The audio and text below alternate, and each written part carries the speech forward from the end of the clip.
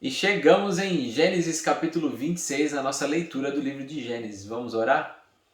Deus, te agradecemos por estar sempre conosco, por ser o Deus provedor, por ser o Deus que nos ajuda nas nossas batalhas diárias.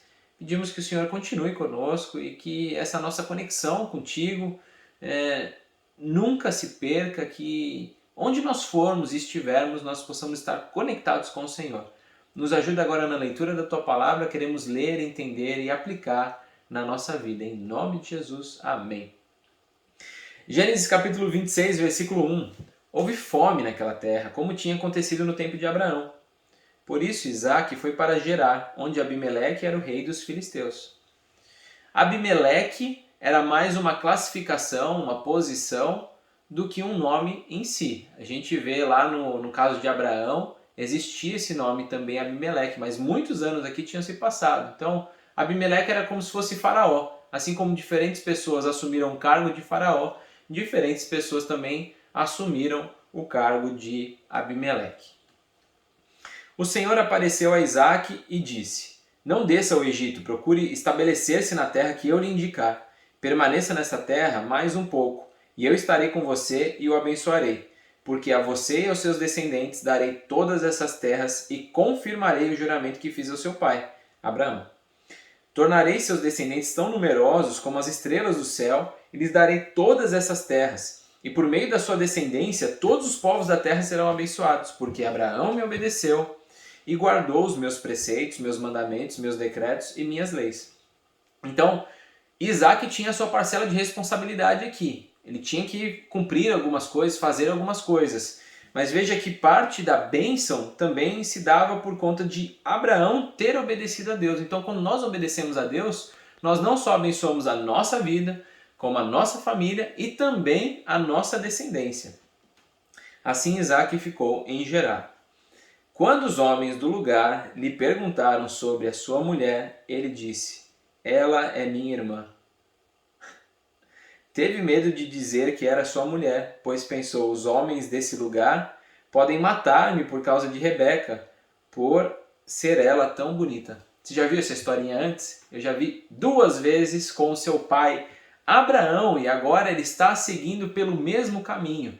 No caso de Abraão, Sara ainda era meio irmã de Abraão. Aqui é pior ainda. A Rebeca era neta do Naor, e o Naor era irmão de Abraão e Isaac, filho de Abraão. Então era um parentesco ainda mais longe, não tinha nada a ver com irmã. E nos 3 casos, inclusive, 2 de Abraão e agora no de Isaac, foram papelões. Isaac estava em Gerar já fazia muito tempo.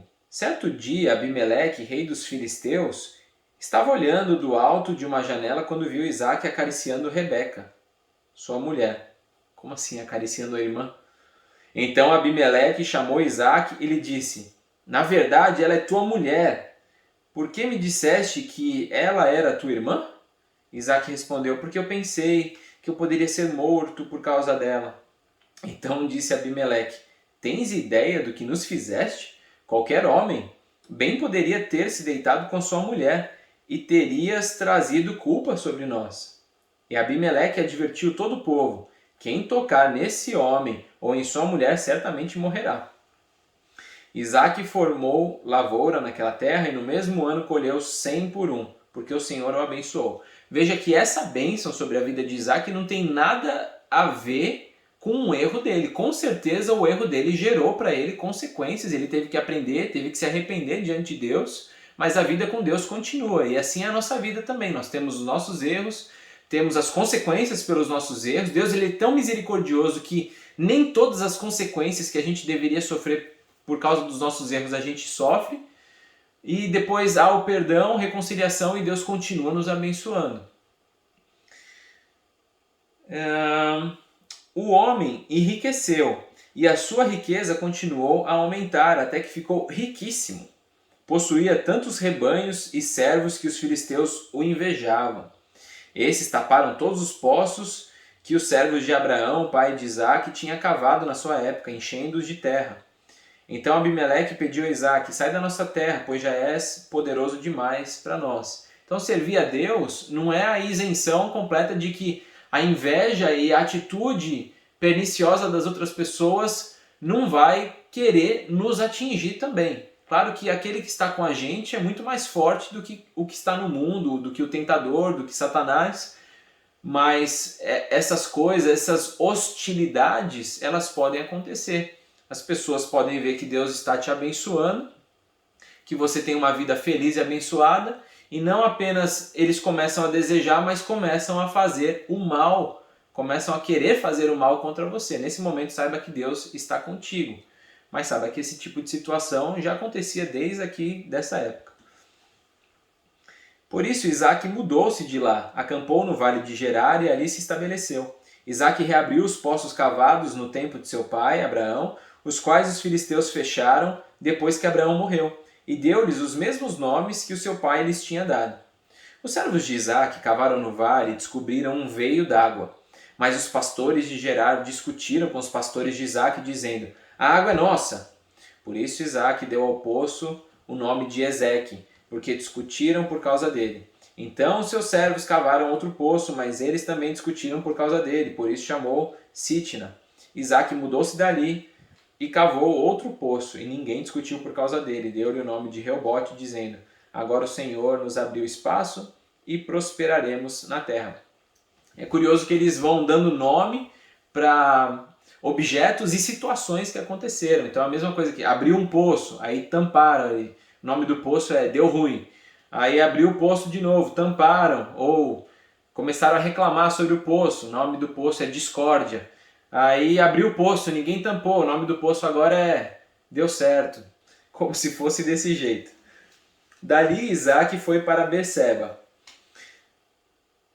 Naquela noite o Senhor lhe apareceu e disse: eu sou o Deus de seu pai Abraão. Não tema, porque eu estou com você. Eu o abençoarei e multiplicarei os seus descendentes por amor ao meu servo Abraão. Isaac construiu nesse lugar um altar e invocou o nome do Senhor. Ali armou acampamento e os seus servos cavaram outro poço. Por aquele tempo veio a ele Abimeleque, de Gerar, com Auzate, seu conselheiro pessoal, e Ficol, comandante dos seus exércitos. Isaac lhes perguntou: por que me vieram ver, uma vez que foram hostis e me mandaram embora? Eles responderam: vimos claramente que o Senhor está contigo, por isso dissemos: façamos um juramento entre nós, queremos firmar um acordo contigo. Tu não nos farás mal, assim como nada te fizemos, mas sempre te tratamos bem e te despedimos em paz. Agora sabemos que o Senhor te tem abençoado. Então primeiro manda o cara embora, agora vem e quer fazer uma aliançazinha com ele. Então Isaac ofereceu-lhes um banquete, e eles comeram e beberam. Na manhã seguinte os dois fizeram juramento. Depois Isaac os despediu e partiram em paz. Naquele mesmo dia os servos de Isaac vieram falar-lhe sobre o poço que tinham cavado e disseram: achamos água. Isaac deu-lhe o nome de Seba, e por isso até o dia de hoje aquela cidade é conhecida como Berseba. Tinha Esaú 40 anos de idade quando escolheu por mulher a Judite, filha de Beeri, o Hitita, e também a Basemate, filha de Elon, o Hitita.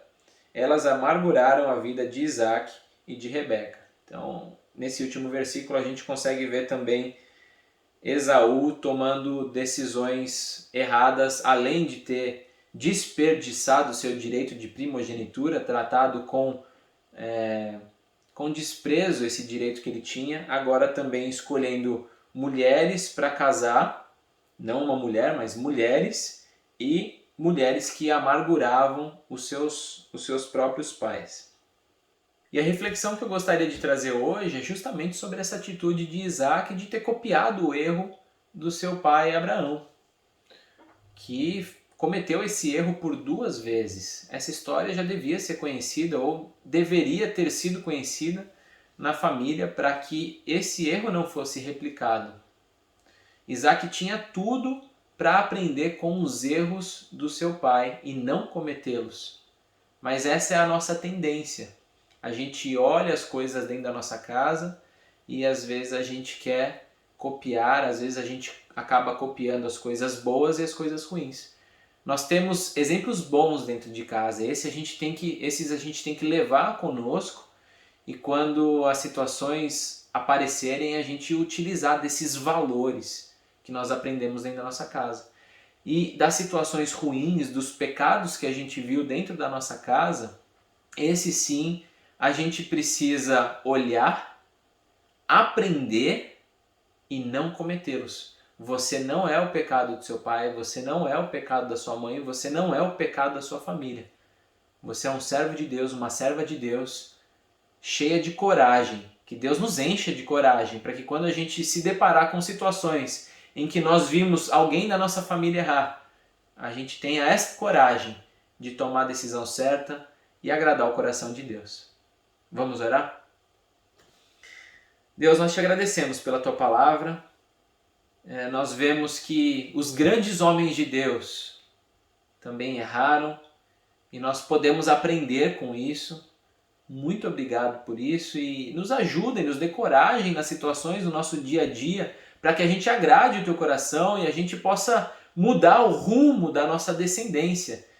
Se a nossa família hoje tem trazido uma questão de pecado ao longo do tempo, que nós sejamos a geração que mudemos essa realidade, que nós possamos trazer a realidade do céu para a nossa vida, para a nossa família e aplicarmos as coisas boas que aprendemos com a nossa família e mudarmos o rumo das situações ruins e das situações de pecado que nós formos tentados a cometer. Em nome de Jesus, amém. Que Deus te abençoe e até amanhã, Gênesis capítulo 27.